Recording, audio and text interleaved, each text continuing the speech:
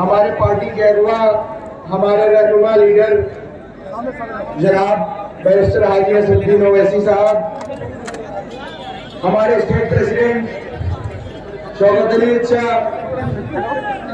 हमारे मंडल अध्यक्ष मोहब्बुल हक चचा,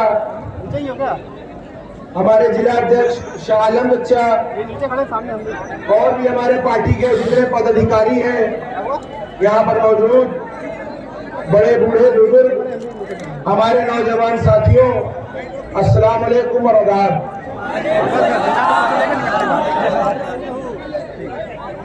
मेरे बड़े बुजुर्गों, मुझे खुद बड़ा अजीब सा लग रहा है कि मैं आपका कल का बच्चा आकर इस मंच पर एक सियासी भाषण दे रहा हूं। मुझे एक झिझक थी कि जहां पर इतने बड़े बड़े सियासतदान मौजूद हों, जहां मैं अपने बुजुर्गों के बीच में हो जाऊं, वहां पर उनका कल का बच्चा एक क्या भाषण दे।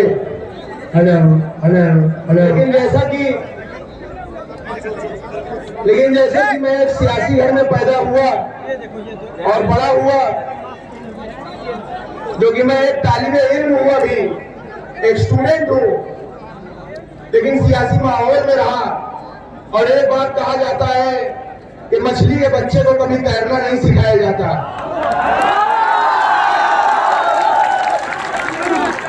वही खून मेरी भी रगों में है, वही हौसला, वही ताकत, वही जज्बात मेरी भी रगों में है। उसी बात की औलाद हूं मेरी।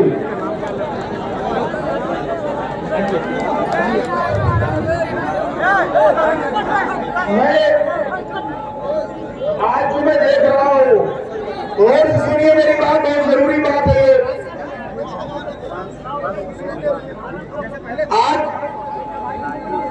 आज इतने दिनों से मैं देख रहा हूं और एक जमाने से देखता आ रहा हूं, और अपने अब्बा से बात करने के बाद और उन्होंने कहा ये लीडर हिंदुस्तान में है, इतना अपडेटेड, इतना हाईली लर्नेड लीडर मैंने अपनी जिंदगी में नहीं देखा। इतना अप टू डेट रहने वाला लीडर मैंने अपनी जिंदगी में नहीं देखा।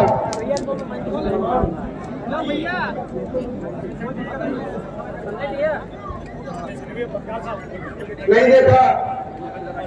एक निजी वाक्य बताऊं तो जब अब्बा जेल में थे, अभी गुजरात जेल में पहुंचे, उनको मैं 2 साल से जेल में है गुजरात में।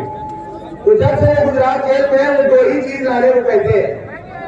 एक अर्जुन की सीरीज ले आ दो,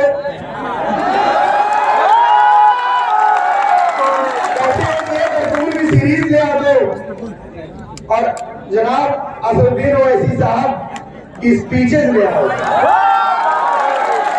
क्या बात है, क्या बात। यहाँ तक कि ये जुनून उनकी स्पीच को सुनने का कि जो जब सांसद थे उस समय के जो अब्बा के पीए थे, उनको दिल्ली में कहलाया कि जब मैं सांसद था और उससे पहले उस जमाने के जो असदुद्दीन ओवैसी साहब की स्पीचेस थे, वो मुझे पेन ड्राइव पे करके जेल भेजो, ये तक कहलाया गया।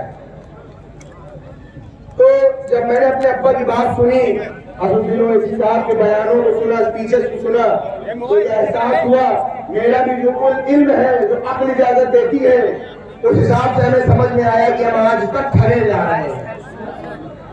आज तक हम खड़े जा रहे हैं।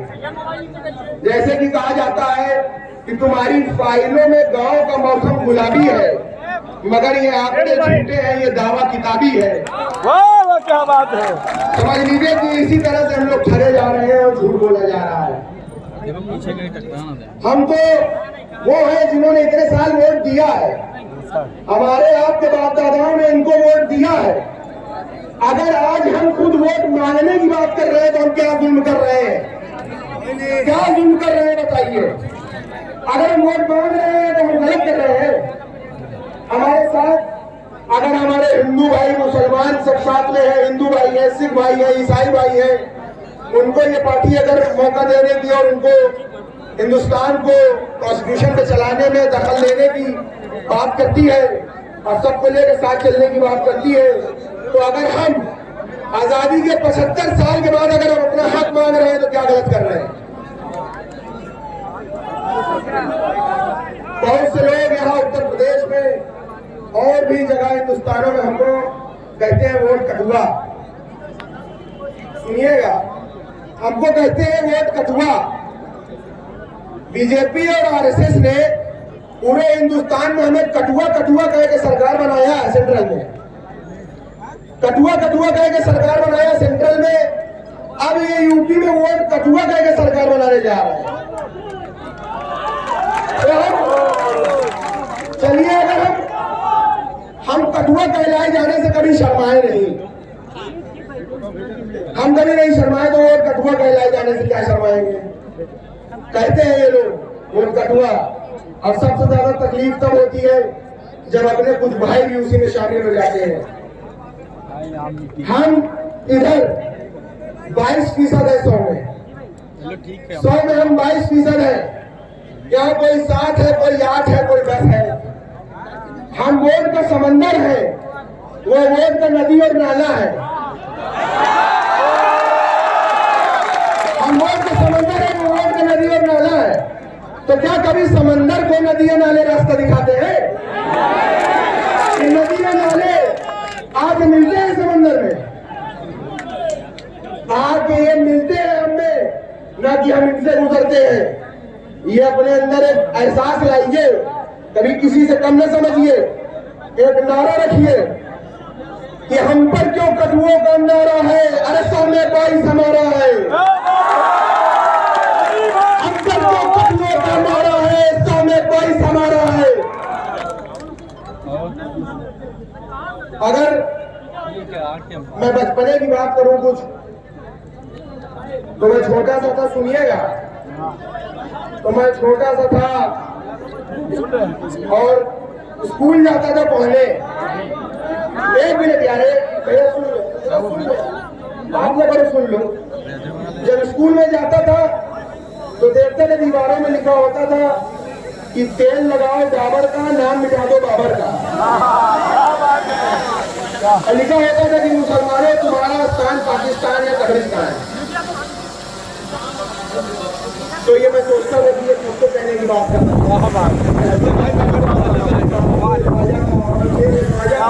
क्या बात है मेरे दोस्त, बढ़िया आदमी। फोटो आ रही है ना बाबा, जो हमारी भी है फोटो में बात करते हैं, पंखा हवाला जब आता है बहुत अच्छी आवाज।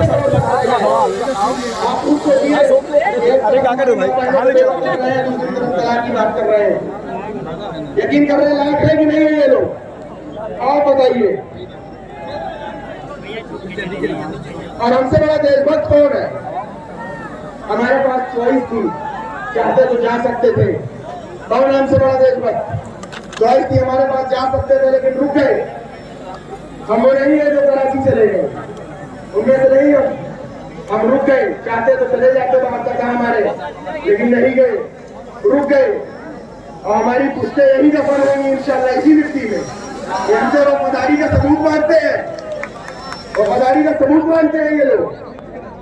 और ये भी सुन ले कि जरूरत पड़ेगी तो इसी मिट्टी के लिए कुर्बानी भी देने को हम हाजिर हैं, कुर्बानी भी देंगे हम।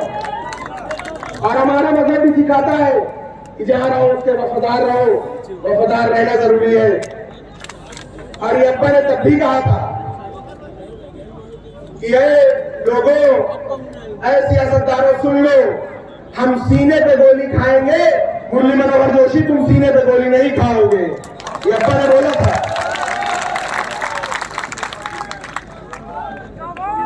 सन 89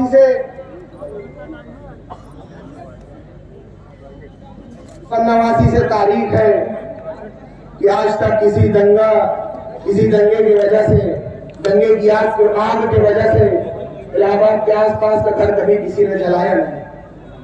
ये तारीख गवाह है खुद में कि हमारे वालिद जब से विधायक बने तब से किसी दंगे ने किसी के घर को जलाया नहीं। आखिर जब घर जलाना हुआ तो सबसे पहले हमारा घर जलाया, हमारा घर तोड़ा, हमारा घर पूरा तोड़ के एक कर दिया। और ये तोड़ के ये हौसला तोड़ना चाहते हैं, इस बात को समझिए। ये कुछ कर रहे हैं इन्होंने, घर हमारा भले तोड़ा, लेकिन उन्हें हमारा हौसला नहीं तोड़ा, हमारी हिम्मत नहीं तोड़ी।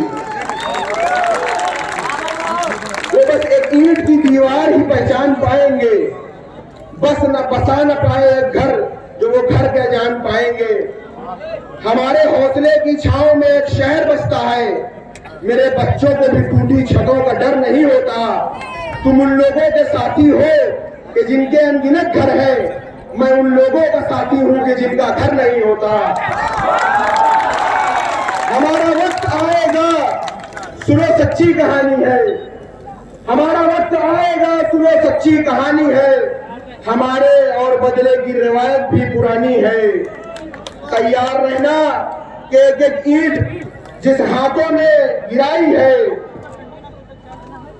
तैयार रहना कि एक एक ईंट जिन हाथों ने गिराई है, एक एक ईंट उन्हीं हाथों से वापस लगवानी।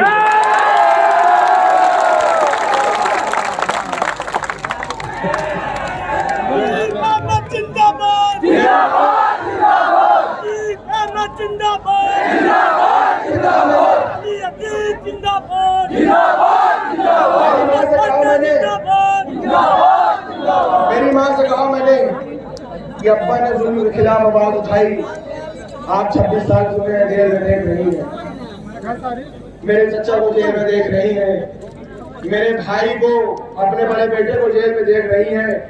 कल को मुझे इस लड़ाई में शहीद होना पड़े तो आंसू में बहाना। तो उन्होंने जवाब दिया कि तुम्हारे बाद मेरे 3 बेटे और हैं, और उसके बाद मैं अपना आंचल फाड़ कर इसको परचम बनाऊंगी, लेकिन अल्लाह के सिवा किसी के सामने सर न झुकाऊंगी।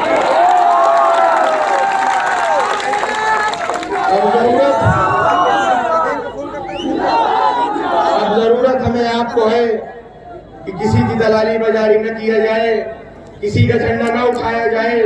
झंडा उठाया जाए तो अपना झंडा उठाया जाए, बात की जाए तो अपनी बात की जाए, किसी और गैर की बात न की जाए।